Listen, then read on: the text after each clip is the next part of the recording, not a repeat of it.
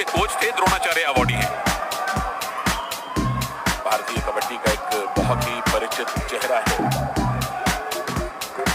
और सपोर्ट में भारत से कई लोग वहां मौजूद हैं, लेकिन ईरान के समर्थकों की संख्या भी किसी से कम नहीं। और यह है भारतीय महिला टीम जो कि पहले ही फाइनल में जगह बना चुके हैं। ये तीसरा फाइनल है भारतीय महिलाओं के लिए और अजय ठाकुर रेड करने जा रहे हैं पहली रेड। राइट से उन्होंने रेड शुरू की है और सामने फजलत चली इस समय लेफ्ट कॉर्नर पर, मेघानी राइट कॉर्नर पर थोड़ा संभल कर खेलते हुए शुरुआती रेड्स में किसी तरह का जोखिम लेना नहीं चाहते। सही रणनीति। राइट कवर को देखो कैसे लगातार प्रेशर बनाने की कोशिश। यही काम है राइट कवर का। मिसाम अब्बासी है वहां गुलिस्तान के रहने वाले। अजय ठाकुर को शुरू में अगर आपने स्पेस दे दिया, ये बहुत जल्दी से रेड शुरू कर दी है। नंबर 2 मोहम्मद इस्माइल नबी बख्श ने, 27 वर्षीय खिलाड़ी, अपना पहला एशियन गेम्स खेल रहे हैं। मोहम्मद नबी बख्श कंप्लीट डिफेंस, 7 खिलाड़ी, क्योंकि अभी जस्ट मुकाबला शुरू हुआ। टच का दावा संदीप नरवाल पर।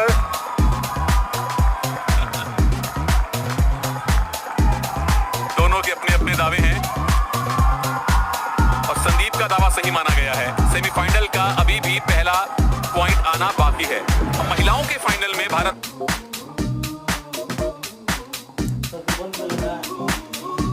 और ईरान का मुकाबला होना है। ये टच दादा अगर हुआ भी है तो बहुत ही महीन, जो कि देखना बहुत मुश्किल है। बहुत जल्दी अपनी रेड पूरी की। जाहिर है कि वो चाहते हैं कि थर्ड रेड पर, क्योंकि दोनों टीमों ने अभी तक पहला पॉइंट हासिल नहीं किया है। दोनों टीम्स ने दादा अपने राइट और लेफ्ट रेडर को निकाला है। यहाँ नंबर 7 मकसूदुल महाली राइट रेडर है, पिछली बार लेफ्ट रेडर आए थे। गिरीश शरनैक को टच करने का दावा है इनका। और फिर कस्मों का दौर है। पिछली बार संदीप नरवाल को दावा किया गया था, इस बार गिरीश शरनैक को है और इस दावे को भी खारिज किया गया। डू और डाई तीसरी रेड। अब ऋषंक पर संकट हो सकता है, उन्हें पॉइंट लेना होगा। या तो बोनस लेकर आए या टच पॉइंट लेकर के आए। अपने रेडर्स को रोटेट कर रहे हैं अजय ठाकुर। ऋषंक देवाडिगा अपनी लीग टीम के लिए भी हमेशा डू और डाई रेडर होते हैं। ये क्या पॉइंट गिफ्ट कर दिया मोहम्मद इस्माइल नबी बख्श। कोई रिस्क लेने की जरूरत नहीं थी उनको। दरअसल आधे अधूरे मन से उन्होंने डाइव करने की कोशिश की, एन वक्त पर अपने आप को रोकना चाहा, लेकिन तब तक देर हो चुकी थी। भारत का पहला पॉइंट, सेमीफाइनल का पहला पॉइंट ऋषंक देवाडिगा ने दिलवाया है। अटेम्प्ट किया था ऋषंक देवाडिगा ने और पेस देखिए, मोहसिन का पेस। डिफेंस को अनसर्कल करने की कोशिश, लेकिन डिफेंस ने शानदार काम किया और इस तरह से पहला पॉइंट भारत के लिए डिफेंस में आता हुआ। लेफ्ट कॉर्नर गिरीश की नजरें बिल्कुल उनके पैरों पर थी, मोहसिन की नजरें कवर पर थी। गिरीश अगर सटीक टाइमिंग से डाइव लगाते हैं तो उससे बचना बड़ा मुश्किल है। तो भारत के रेडर को पॉइंट मिला, डिफेंस को पॉइंट मिल चुका है। शुरुआत ठीक ठाक भारत के नाम। और ये देखिए टो टच का एफर्ट सेंटर पर, लगातार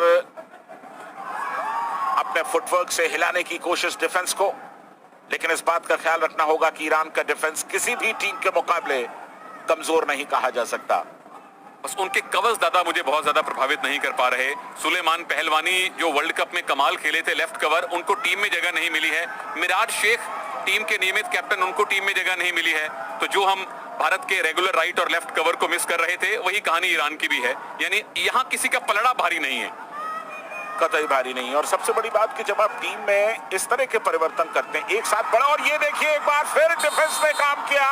गिरीश शरनैक लगातार दूसरा टैकल गिरीश शरनैक का कामयाब। राहुल चौधरी बाहर से ही खुशी मना रहे हैं। ये पीठ दिखा दी थी रेडर ने, थोड़ा सा ये टर्न करना चाहते थे, पता नहीं क्यों बोनस की अटेम्प्ट नहीं थी। और गिरीश एरनैक को अगर शुरू में पॉइंट मिल जाए तो बहुत कातिलाना बन जाते हैं। यही उम्मीद तमाम भारतीय कबड्डी प्रेमियों को। ऋषंक देवाडिगा और गिरीश एरनैक, इनको आप अंडरडॉग्स मान करके चलिए, खासतौर से प्रदीप नरवाल और अजय ठाकुर जैसे बड़े खिलाड़ियों की मौजूदगी में। और त्रिशंक ऐसा खिलाड़ी है दादा जो बड़े स्टेज पे परफॉर्म करता है। प्रदीप नरवाल को भारत के लिए अभी मैच जीतने बाकी हैं, लीग्स में जीतते हैं। भारत के लिए प्रदीप नरवाल ने अब तक कोई मैच जिताऊ प्रदर्शन किया हो बहुत कम आसार हैं। अजय ठाकुर बिल्कुल वर्ल्ड कप फाइनल जितवाया था। हादी अस्तरक, ये चेहरा भी भारतीय कबड्डी प्रेमियों के लिए जाना पहचाना हादी अस्तरक, और ये फुल हाउस है, यानी कि 7 खिलाड़ी डिफेंस में हैं। इस समय बोनस भी लिया जा सकता है, लेकिन हादी अस्तरक डिफेंस में अपनी भूमिका निभाते हैं। यहां रेडर की औपचारिकता निभाने आए थे। भारतीय टीम डुओ डाई रेड पर खेल रही है। ये फिर डुओ डाई रेड है। इस बार भी त्रिशंक आए हैं, लेकिन इस बार डिफेंडर सामने कम हैं, तो ज्यादा मेहनत करनी पड़ेगी। बिल्कुल 4 के डिफेंस में आसान नहीं। और ये देखिए टैकल अब्बासी का, अद्भुत टैकल, टस से मस नहीं होने दिया त्रिशंक देवाडिगा को।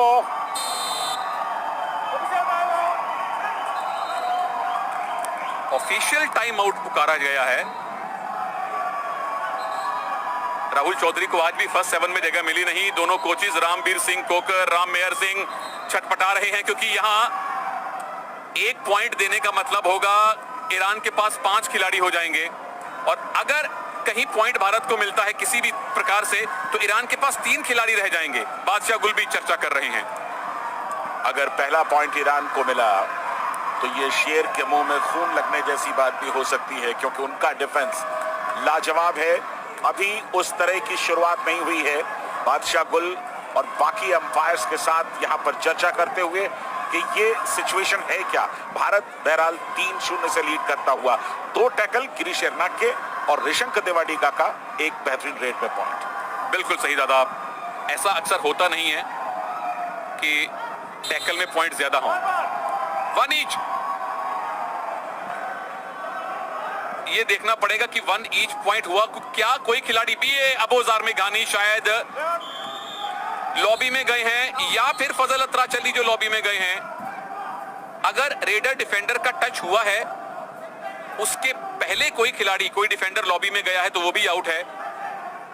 दोनों टीम्स को 1-1 पॉइंट दे दिया गया है। 4-1, 6 मिनट इस मुकाबले के पूरे होते हुए, और ये है ईरान की टीम। बहुत उम्मीदें सजो करके कि क्या वो फाइनल खेलेंगे। नंबर 11 अबुल फजल मकसूदलू बेंच पे बैठे हैं। उनको आज फर्स्ट 7 में शामिल नहीं किया गया है, जो इस टीम के सबसे अच्छे रेडर्स में से एक हैं। मुझे लगता है कि इसके बाद वो आएंगे, और ये देखिए अपने आप लॉबी में चले गए। किसी भी तरह का कांटेक्ट नहीं हुआ उनका किसी भी डिफेंडर से, और नबी बख्श लॉबी में गए। उन्हें बाहर जाना पड़ेगा। लॉबी की इजाजत आपको तब मिलेगी जब आप किसी को टच करें। ये रनिंग किक लगाना चाहते थे मोहित छिल्लर पर, ना किक लगी, ना अपना बैलेंस बरकरार रख पाए। अजय ठाकुर को अपना बैलेंस बरकरार रखना होगा, क्योंकि सामने 3 डिफेंडर हैं, यानी सुपर टैकल ऑन है। यानी अगर अजय ठाकुर आउट हुए तो ईरान को 2 पॉइंट मिलेंगे। 3 का डिफेंस, और सबसे बड़ी बात कि ईरान के दोनों मजबूत डिफेंडर लेफ्ट कॉर्नर और राइट कॉर्नर पर मौजूद हैं। अजय ठाकुर ने सिर्फ वापस लौटने में ही भलाई समझी। सुपर टैकल के लिए डिफेंस ने भी कोई एफर्ट नहीं किया। ये जरूरी है दादा कि अजय ठाकुर बहुत ज्यादा रिस्क ना लें। कैप्टन हैं, टीम के सबसे अनुभवी, सबसे मैच्योर खिलाड़ी हैं। जो काम अनूप पहले किया करते थे टीम के लिए, वो अजय को करना चाहिए। बोनस सिचुएशन में जाएं, अन्यथा कोर्ट में बने रहें, टीम का संचालन करें। आदि ताजिक फुटवर्क अचानक पेश करते हैं, और यहां पर डिफेंस का इशारा एक दूसरे से संयम बनाए रखिए। अनावश्यक टैकल के लिए जाने की जरूरत नहीं है। अनावश्यक टैकल के लिए गए और आउट हादी अस्तरक। प्रदीप को पहला पॉइंट। और अब दिक्कत यह होगी दादा ईरान के लिए कि उनके दोनों ऑन कोर्ट प्लेयर डिफेंडर हैं, तो क्या उनके कोच सब्स्टिट्यूट करेंगे?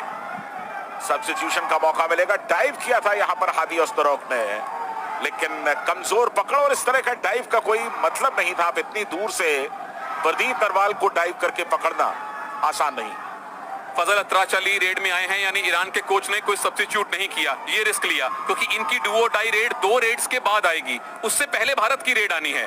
दो डिफेंडर्स में अगर भारत ने फजल और अबूजार में से किसी एक डिफेंडर को आउट कर लिया तो वो ऑल आउट हो सकते हैं। बेटर था एक रेडर अंदर लेकर आते और टच पॉइंट लेने की कोशिश करते। फजल अतरज अली, प्रदीप नरवाल, दो का डिफेंस, दोनों जो ट्रेडिशनल कॉर्नर्स हैं टीम के मौजूद। यहां पर सुपर टैकल की कोशिश हो सकती है। अगर प्रदीप नरवाल पर टैकल हुआ तो एक नहीं 2 पॉइंट मिलेंगे। अकलमंदी की प्रदीप में अंदर नहीं गए, वो जानते हैं दोनों मेन डिफेंडर कोर्ट में हैं और अब अबुल फजल मकसूदलू नंबर 11 वार्म अप कर रहे हैं।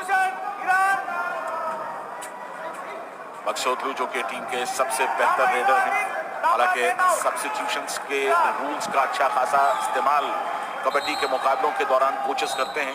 जरूरत के मुताबिक आप अपने रेडर्स और डिफेंडर्स को अंदर बाहर कर सकते हैं। मकसूदलू को लाया गया है क्योंकि यहाँ पर एक टच पॉइंट की बेहद जरूरत ईरान के लिए। Time out India.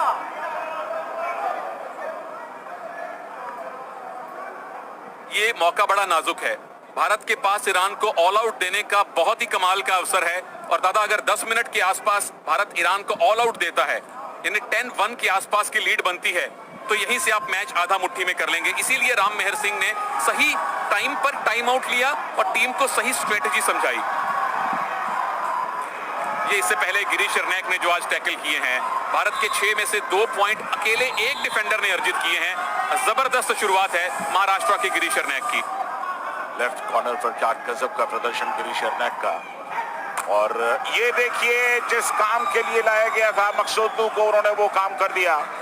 टैकल किया, टैकल का एफर्ट किया था वहां पर गिरीश ने, लेकिन बाहर जाना पड़ेगा उन्हें।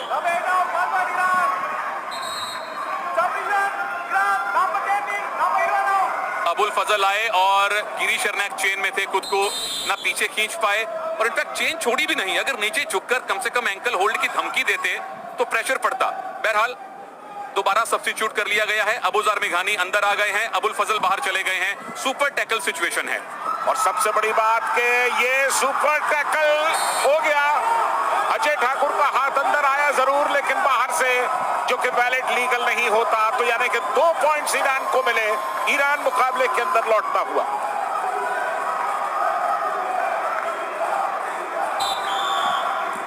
अजय ठाकुर बहुत डीप गए, यहाँ ग्रिप बहुत अच्छी तो नहीं बनी, लेकिन जो सबसे पहले उनको मोहसिन मकसूदलू ने पकड़ा और उसके बाद दोनों डिफेंडर आ गए। जब 3-3 बलशाली खिलाड़ी आपको डैश करें तो बचना मुश्किल है। और कहां 10वें मिनट के आसपास ईरान को ऑल आउट करने की आशाएं थी दादा, वो मैच में एकदम वापस हैं। एक बेहतरीन अवसर भारत ने गंवाया है और क्या मास्टर स्ट्रोक खेला। मकसूदलू को अंदर लेकर के आए और आते ही साथ उन्होंने एक टच पॉइंट हासिल किया। डिफेंडर्स 2 से बढ़कर 3 हो गए और उसके बाद एक सुपर टैकल। जहां 2 बचे थे, अब देखिए 4 डिफेंडर्स इस समय ईरान के लिए खेलते हुए। प्रदीप नरवाल रेड पर,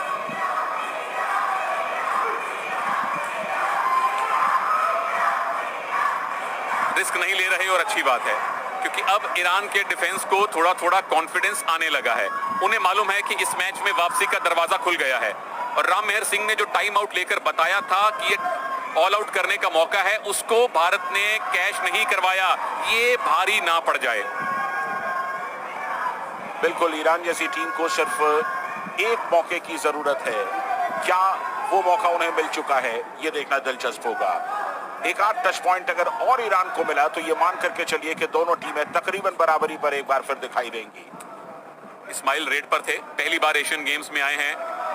इस भारतीय टीम में भी बहुत सारे खिलाड़ी हैं जो पहली बार रेड में आए हैं। मोनू गोयत, राहुल चौधरी, मोहित छिल्लर, गिरीश शरनैक, प्रदीप नरवाल, संदीप नरवाल, राजू लाल चौधरी, मतलब 12 में से कम 10 खिलाड़ी ऐसे हैं जो पहली मर्तबा एशियन गेम्स में खेले हैं। ऋषंक तेवड़ीगा 4 का डिफेंस, पॉइंट लेना आसान नहीं और बिल्कुल सही रणनीति। वापस लौटे बिना किसी जोखिम के। यानी भारत की अगली रेड डू और डाई रेड होगी। 2 रेड भारत की एम्प्टी हो चुकी हैं और ईरान की 3rd रेड अब आ चुकी है। भारत की अगली रेड डू और डाई रेड होगी। रेड कर रहे हैं गुलिस्तान के मोहसिन मकसूदलू। मोहसिन इस समय 5 के डिफेंस में। संदीप नरवाल देखिए सेंटर पर हैं, अकेले हैं और उनमें वो क्षमता है कि वो सोलो टैकल कर सके। एक एफर्ट जरूर लिया था संदीप ने, लेकिन एन वक्त पर अपने आप को मकसूदलू के नजदीक से अलग कर लिया। ये लगातार एक्साइट हो रहे हैं मोहित छिल्लर। जरूरत नहीं है, रिस्क लेना है रेडर को। डू और डाई रेड रेडर के लिए है। बिना मतलब का अग्रेशन दिखा रहा है भारतीय डिफेंस। ये भारी पड़ेगा। यहां देखिए वक्त निकलता जा रहा है, रेडर पर प्रेशर बढ़ता जा रहा है। सही रणनीति।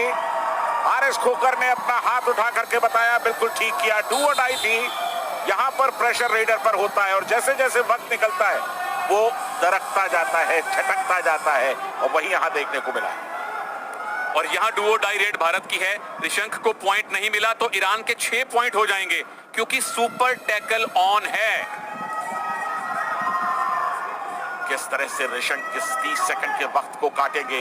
राइट कॉर्नर को टच करके निकलना चाहते थे लेकिन सुपर टैकल, यानी कि ईरान अब कंधे से कंधा मिलाकर खड़ा है भारत के।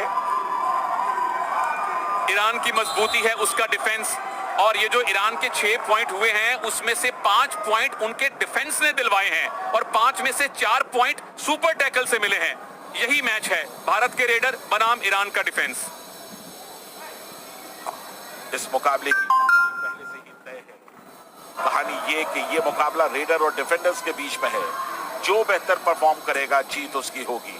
और यहां पर लगातार रेड पर आते हुए अब मकसूदलू, मोहम्मद इस्माइल मकसूदलू 5 के डिफेंस में। एक अच्छी बात है कि इंडिया का डिफेंस अटेम्प्ट बहुत ज्यादा नहीं हो रहा है। हालांकि बीच में 1-2 बार देखने में लगा कि शायद वो अनावश्यक टैकल करे, लेकिन थोड़ा सा कंट्रोल है और ये एक अच्छा संकेत। बेशक अच्छा संकेत है। गिरीश अर्नैक जो सबसे ज्यादा अटेम्प्ट होते हैं उन्होंने उल्टा आज 2 टैकल कर लिए हैं।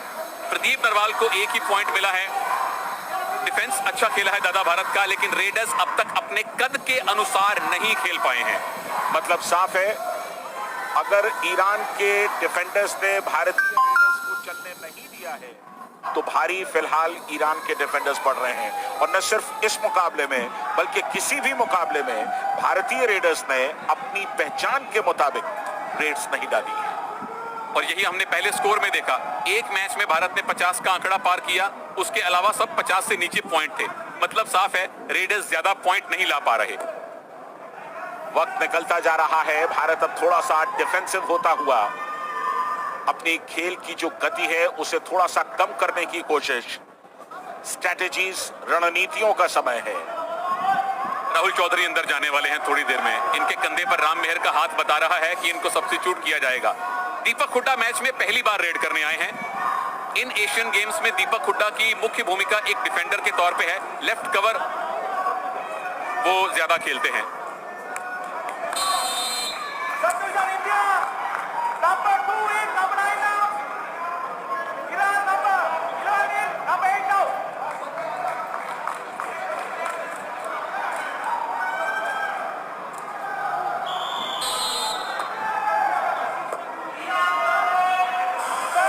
की डुओ डाई रेड है और उनके डुओ डाई स्पेशलिस्ट अबुल फजल मकसूदलू अब रेड करने आए हैं। पिछली बार भी आए थे, पॉइंट लेकर गए थे। मकसूदलू इस समय रेड पर। 5 का डिफेंस, अंदर गए थे मकसूदलू, डैश कर दिए गए। बेहतरीन डैश। ये डैश भारतीय टीम को कॉन्फिडेंस देगा। पॉइंट लेता है डिफेंस, उसका विश्वास रेडर्स को भी आता है। लेफ्ट कॉर्नर में बहुत ज्यादा अंदर गए। मोहित छिल्लर का पहला पॉइंट है। मौका ताड़ा और काम किया और सब्स्टिट्यूट होकर आए हैं रेडर मोनू गोयत। रेड पर इस समय मोनू गोयत। 3 का डिफेंस, सुपर टैकल का मौका। अगर सुपर टैकल हो गया तो मुकाबला बराबरी पर आ जाएगा। मोनू गोयत के लिए पहली रेड और ये सुपर टैकल। क्या डिफेंस खेल रहा है ईरान का, क्या रेडर्स खेल रहे हैं भारत के। 10 मिनट के अंदर अगर आप 3 बार सुपर टैकल हो रहे हैं, वो भी बॉक लाइन से आगे। कोशिश की इस्माइल ने, जो कि टीम के रेडर हैं। पहला अटेम्प्ट टैकल का ईरान के रेडर ने किया है बॉक लाइन के आगे और रेडर फिर भी एस्केप नहीं कर पाए।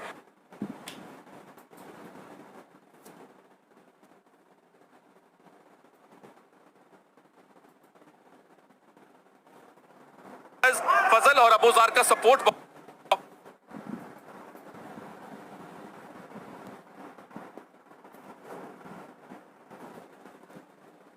जल्दी आया। मुझे लगता है कि भारत को इस पर काम करना होगा।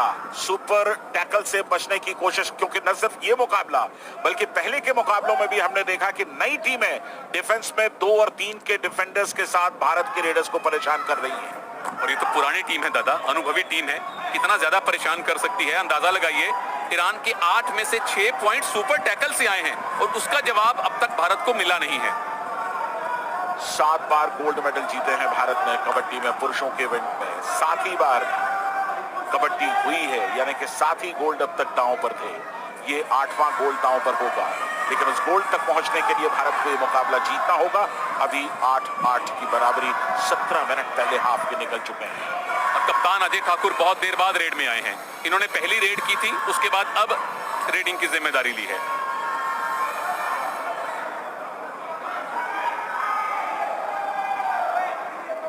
रेड पर इस समय मोहम्मद इस्माइल जायजा लेते हुए भारतीय डिफेंस का। डिफेंस थोड़ा सा बैकफुट पर दिखाई देता है, जहां पर अटैक करने की गुंजाइश भी है। मुझे लगता है कि उसमें भी वो थोड़ा सा शेकी फील करेंगे और शायद ना करें। जी बेशक, टीम की हालत स्कोर बोर्ड पर जो दिखाई दे रही है वो बहुत ज्यादा अच्छी नहीं है। तभी रामवीर सिंह ने, भारतीय कोच ने, एक और टाइम आउट लिया है। पेप टॉक चाहिए इन लड़कों को।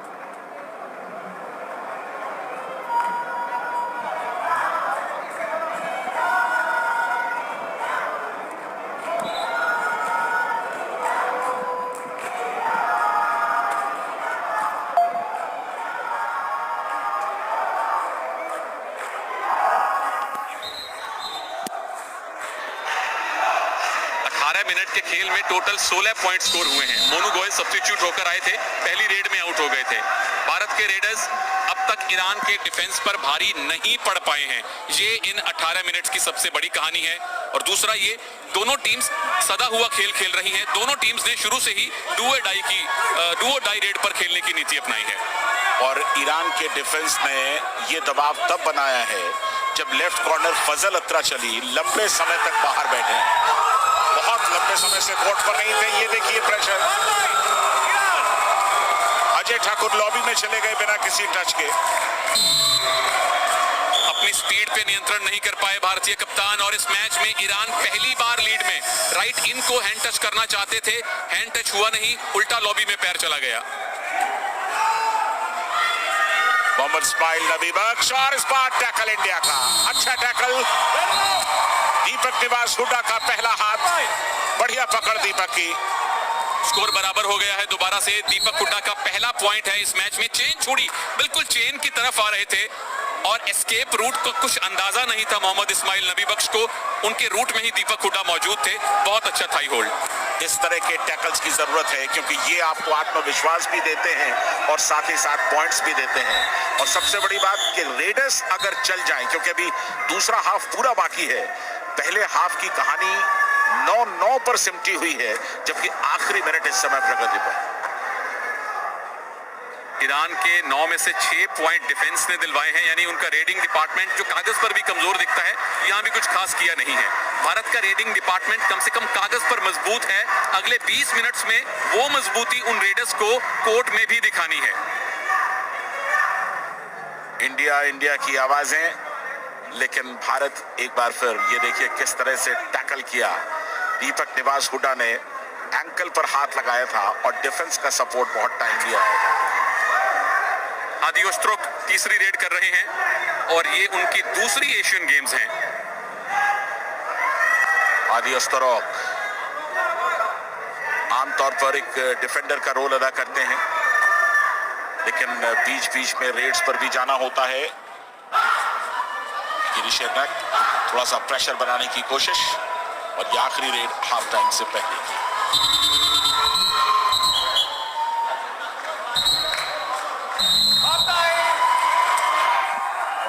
मेंस कबड्डी का सेमीफाइनल 20 मिनट का खेल हो चुका है और 7 बार की डिफेंडिंग चैंपियन भारत को ईरान ने 9-9 की बराबरी पर रोक रखा है। ईरान का